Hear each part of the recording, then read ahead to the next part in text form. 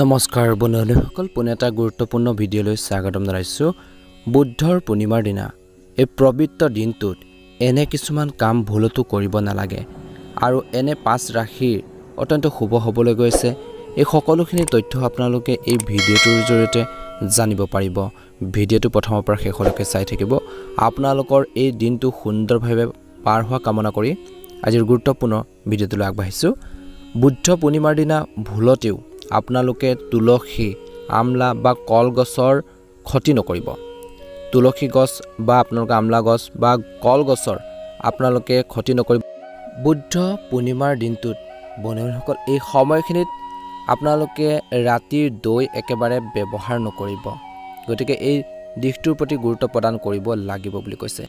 1 নম্বৰতে হৈছে এই দিনটোত কোনো ধৰণৰ তামাচিক খাদ্য খোৱাৰ উচিত নহয়, যেনে মাংস, আপোনালোকে টেঙা খাদ্য, নহৰু, পিঁয়াজ আদিৰ এই দিনটোত ব্যৱহাৰ নকৰিব। আৰু দ্বিতীয় কথাটো হৈছে মদ্যপান। এই দিনটোত কোনো কাৰণতে মদ খাব নালাগে, কাৰণ এই দিনটোত মদ্যপানে মগজুত অতি গভীৰ প্ৰভাৱ পেলায়। ইয়াৰ বিৰূপ প্ৰভাৱ কেৱল আপোনালোকৰ শৰীৰতে নহয়, আপোনালোকৰ ভৱিষ্যতৰ ওপৰতো বিৰূপ প্ৰভাৱ পৰিব পাৰে। ক্ৰোধ, এই পবিত্ৰ দিনটোত খং উঠাৰ পৰা বিৰত থাকক বা খং কৰিব নালাগে। বিজ্ঞানীসকলৰ মতে এই দিনটোত চন্দ্ৰৰ প্ৰভাৱ অতি প্ৰবল হয়। এইবোৰ কাৰণত শৰীৰৰ ভিতৰত তেজত থকা নিউৰন কোষবোৰ সক্ৰিয় হৈ পৰে আৰু এনে পৰিস্থিতিত প্ৰতিজন ব্যক্তিয়ে অধিক উত্তেজিত বা আৱেগিক হৈ থাকে। যদি কেৱল এবাৰ নহয়, প্ৰতিটো পূৰ্ণিমাৰ দিনত এনে কৰাটো উচিত নহয়। খং ৰাগবোৰ পৰিহাৰ কৰিব লাগিব। এই সময়খিনিত কৈছে যে বিশুদ্ধ পানী, চন্দ্ৰ পৃথিৱীৰ পানীৰ লগত সম্পৰ্কিত। পূৰ্ণিমা আহিলে সাগৰত জোৱাৰ ভাটাৰ সৃষ্টি হয়, কাৰণ চন্দ্ৰই সাগৰৰ পানীৰ ওচৰলৈ টানে। মানৱ শৰীৰতো প্ৰায় 80% পানী থাকে। পূৰ্ণিমাৰ দিনত এই পানীৰ অতি গতি আৰু ধৰ্মৰ সলনি হয়। গতিকে এই দিনটোত পানীৰ পৰিমাণ আৰু ইয়াৰ পৰিষ্কাৰ পৰিচ্ছন্নতাৰ প্ৰতি বিশেষ গুৰুত্ব দিব লাগে। বিশেষ কিছুমান কথাৰ প্ৰতি ধ্যান ৰাখিব লাগিব। এই পবিত্ৰ দিনটোত সম্পূৰ্ণ পানী আৰু ফল মূল সেৱন কৰি উপবাস ৰাখিব পাৰিলে ভাল এটা প্ৰতিফলন দেখিব। যদি এই দিনটোত আপোনালোকে ব্ৰতত থাকে, এটা ভাল প্ৰতিফলন দেখিব। আপোনালোকে এই দিনটোত কলা ৰঙৰ বস্তু ব্যৱহাৰ নকৰিব, গতিকে ধ্যান ৰাখিব লাগিব। ধৰ্মীয় বিশ্বাস অনুসৰি সনাতন ধৰ্মত শ্ৰী নাৰায়ণৰ প্ৰতি ভক্তিৰ বাবে বৈশাখ মাহক শ্ৰেষ্ঠ মাহ বুলি গণ্য কৰা হয়। ইয়াৰ বাবে পবিত্ৰ তীৰ্থস্থানত গা ধোৱা আৰু দান দি হাজাৰ হাজাৰ ভক্তই গুণ অৰ্জন কৰে। পূৰ্ণিমাৰ দিনাৰ পবিত্ৰ নদীত গা ধোৱাৰ বিশেষ তাৎপৰ্য আছে। এই শুক্ল পূৰ্ণিমাক বুদ্ধ পূৰ্ণিমা বা পিপাল পূৰ্ণিমা বুলি কোৱা হয়। প্ৰতি মাহৰ পূৰ্ণিমাৰ জগতৰ ধাৰণকাৰী ভগৱান হৰি বিষ্ণুৰ বাবে উৎসৰ্গা কৰা হয়। এই দিনটোত ভগৱান বুদ্ধৰ জন্মৰ বাৰ্ষিকী আৰু নিৰ্বাণ দিৱসো অতি আড়ম্বৰে পালন কৰা হয়। বুদ্ধ পূৰ্ণিমাৰ দিনা সমগ্ৰ বিশ্বৰ পৰা বৌদ্ধ ধৰ্মৰ অনুগামী বুদ্ধগয়ালৈ আহে আৰু বোধি গছক পূজা কৰা হয়। গৌতম বুদ্ধ এই গছৰ তলত জ্ঞান লাভ কৰিছিল বুলি বিশ্বাস কৰা হয়। ভগৱান বুদ্ধৰ গুৰুত্বপূৰ্ণ কেইটামান কথা আপোনালোকে এই ভিডিঅ'টোৰ জৰিয়তে জানি লোৱাটো প্ৰয়োজন আছে। মানুহে অতীতৰ কথা চিন্তা কৰা উচিত নহয়, ভৱিষ্যতৰ কথা চিন্তা কৰা উচিত নহয়। আমি আমাৰ বৰ্তমানৰ মুহূৰ্তত মনোনিৱেশ কৰা উচিত। এইটোৱে হৈছে সুখৰ পথ বুলি কৈছে তেওঁ। শৰীৰটো সুস্থ কৰি ৰখাৰ দায়িত্ব আমাৰ মানুহৰ ওপৰত। যদি শৰীৰটো সুস্থ নহয়, তেন্তে আপোনালোকৰ চিন্তা আৰু মনো সুস্থ বা স্পষ্ট নহয় বুলি কৈছে। সকলো ভুল কৰ্মই মনত জন্ম লয়। যদি আপোনালোকৰ মন সলনি হয়, তেন্তে ভুল কৰাৰ চিন্তাও আপোনালোকৰ মনত উদয় নহ'ব। শান্তি কঢ়িয়াই অনাৰ এটাৰ শব্দই হাজাৰ শালীৰ শব্দতকৈ ভাল বুলি কৈছে। বন্ধুসকল, মানুহে ভাল পোৱা মানুহৰ সংখ্যাত অসন্তুষ্ট, প্ৰেমত নপৰাজনৰ কোনো সমস্যা নাই। বন্ধুসকল, প্ৰতাৰক আৰু দুষ্ট বন্ধু বন্যপ্ৰাণীতকৈ বেছি বিপদজনক, কাৰণ এটা জন্তুৱে আপোনালোকৰ কেৱল শাৰীৰিক ক্ষতি কৰে, আনহাতে দুষ্ট বন্ধুৱে বেয়া লগ সংগই আপোনালোকৰ বুদ্ধিমত্তাৰ ক্ষতি কৰে। এনে বন্ধুৰ লগত সাৱধান হোৱাটো প্ৰয়োজন আছে। সন্দেহ আৰু সন্দেহৰ অভ্যাস বিপদজনক। ই সম্পৰ্কক টেঙা কৰে, বন্ধুত্ব ভাঙি যায়। গতিকে এই সকলোখিনি কথা আমি জনাটো প্ৰয়োজন আছে। বন্ধুসকল, এই সময়খিনিত কৈছে যে পূৰ্ণিমাৰ দিনত হাৱন পূজা কৰাৰ শুভ। ৰাশি অনুসৰি এই দিনটোত কি দান কৰিব? ঘৰৰ আশে পাশে থকা আৰ্তজনক গাখীৰ আপোনালোকে বিতৰণ কৰক, এটা ভাল প্ৰতিফলন দেখিব।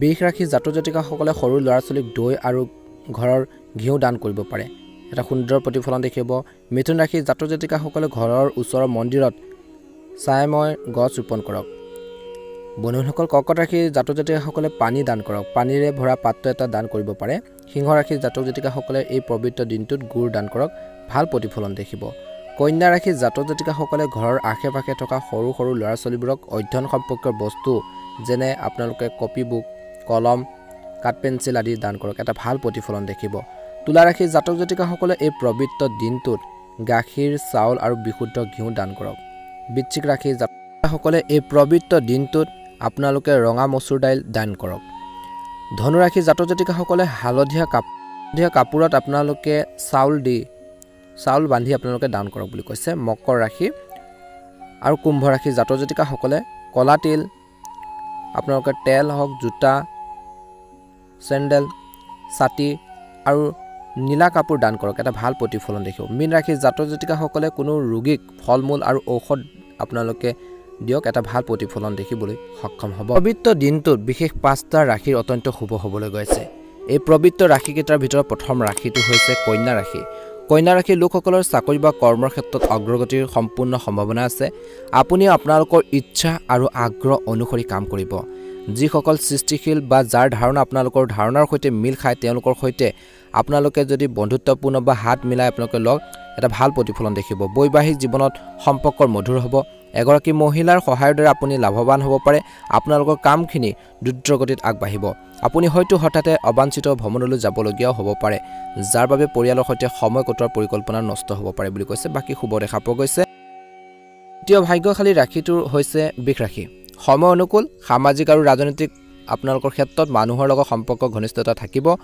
আপোনাৰ দৈনন্দিন জীৱন আৰু কৰ্ম ব্যৱস্থাত পৰিৱৰ্তন আনিবলৈ আপুনি পৰিকল্পনাসমূহ কাৰ্যকৰী কৰাটোই এই সময়খিনি সঠিক সময় বুলি কৈছে এই সময়খিনি ছাত্ৰ-ছাত্ৰীসকলে বিশেষকৈ কোনো ভুল প্ৰকৃতি মানুহৰ লগত জড়িত হ'ব পাৰে যাৰ বিৰূপ প্ৰভাৱ পৰিব পাৰে গতিকে তেওঁলোকে পঢ়া-শুনা আৰু কেৰিয়াৰৰ ক্ষেত্ৰত মনোনিৱেশ কৰিব লাগে ব্যৱসায়ৰ ক্ষেত্ৰত বুদ্ধি আৰু বুজাবুজিৰে ব্যৱসায়ৰ ক্ষেত্ৰত সমস্যাখিনি সমাধানৰ বিচাৰি উলিয়াব পাৰিব বুলি কৈছে আপোনালোকৰ কামৰ প্ৰতি আপোনালোকৰ সম্পূৰ্ণ একাগ্ৰতাৰে আপোনালোকৰ নতুন কৃতিত্বত লাভ কৰাৰ ক্ষেত্ৰত সহায় বুলি প্ৰমাণিত হ'ব ঘৰখনত এক শৃংখলাবদ্ধ আৰু শান্তিপূৰ্ণ পৰিৱেশ বিৰাজ কৰিব মেঘ ৰাশি জাতক জাতিকাসকলৰ বাবে এই পবিত্ৰ দিনটো অত্যন্ত শুভ দেখা পোৱা গৈছে ভাগ্য সলনি কৰ্মৰ ওপৰত নিৰ্ভৰ কৰিলে আপোনালোকৰ বাবে ভাল পৰিস্থিতি এই দিনটোত সৃষ্টি হ'ব পাৰস্পৰিক সম্পৰ্কত চলি থকা উত্তেজনা সমন্বয়ৰ জৰিয়তে সমাধান হ'ব ঘৰতে কোনো ধৰ্মীয় অনুষ্ঠান হ'ব পাৰে এই সময়খিনিত ব্যৱসায়ত এই সময়খিনি আপোনালোকৰ কিবা এটা নতুনকৈ ব্যৱসায় আৰম্ভ কৰাৰ বাবে পৰিকল্পনা কৰিব পাৰে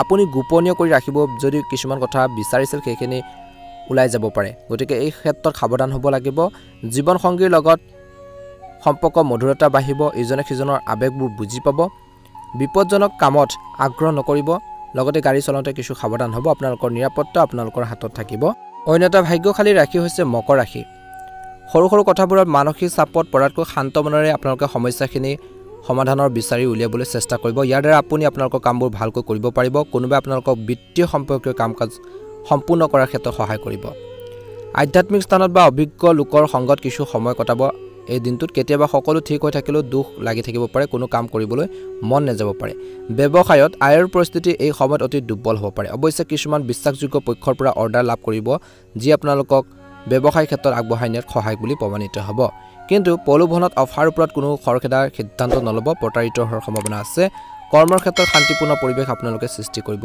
সক্ষম হ'ব আগবাঢ়ি যাব পাৰিব ভাল প্ৰতিফলন দেখিব অন্য এটা ভাগ্যশালী ৰাশি হৈছে কুম্ভ ৰাশি জাতক জাতিকাসকলৰ এই সময়খিনিত শুভ দেখা পোৱা গৈছে আপোনালোকৰ কঠোৰ পৰিশ্ৰম আৰু নিষ্ঠাৰ ফলত অভাৱনীয় লাভ পাব পৰিয়ালত যদি কিছুমান সমস্যা চলি আছিল বা যিকোনো সমস্যাৰ সমাধান বিচাৰি উলিয়াত আপোনালোকৰ বিশেষ অৱদান থাকিব নতুন তথ্য আহৰণতো ছাত্ৰ-ছাত্ৰীসকলৰ মনোযোগ কেন্দ্ৰীভূত হ'ব এই সময়খিনি কৈছে যে ব্যৱসায়টো ভাল কৰিবলৈ ধ্যান আৰু চিন্তা কৰাৰ প্ৰয়োজন আছে খৰখেদাকৈ কোনো সিদ্ধান্ত ল'ব নালাগে এই সময়ত বৈবাহিক সম্পৰ্কত ইজনে সিজনৰ অনুভৱক বুজি পাব আৰু সন্মান কৰিব ইয়াৰ লগে লগে ঘৰৰ ব্যৱস্থাটো সঠিক হৈ থাকিব ভাল হৈ থাকিব নিজৰ সামৰ্থ্যতকৈ অধিক কামৰ আপোনালোকে বুজা ল'ব নালাগে কাৰণ কোনো কাৰণত আপোনালোকৰ স্বাস্থ্যৰ ওপৰত প্ৰভাৱ পৰিব পাৰে গতিকে আনৰ লগতে নিজৰ স্বাস্থ্যৰ পাতিৰ ক্ষেত্ৰতো যত্ন লোৱাটো এই সময়ত প্ৰয়োজন আছে আপোনজনৰ লগত সম্পৰ্কত মধুৰতা থাকিব যিকোনো পলিচি বা সম্পত্তিত বিনিয়োগ কৰাৰ সম্ভাৱনা প্ৰবল বন্ধু-বান্ধৱীসকল ভিডিঅ'টো চাই কেনে পালে জনাব যদি আপোনালোকে আমাৰ এই চেনেলটোত নতুন হৈ সাবস্ক্ৰাইব কৰি দিব ভিডিঅ'টো শ্বেয়াৰ কৰি দিব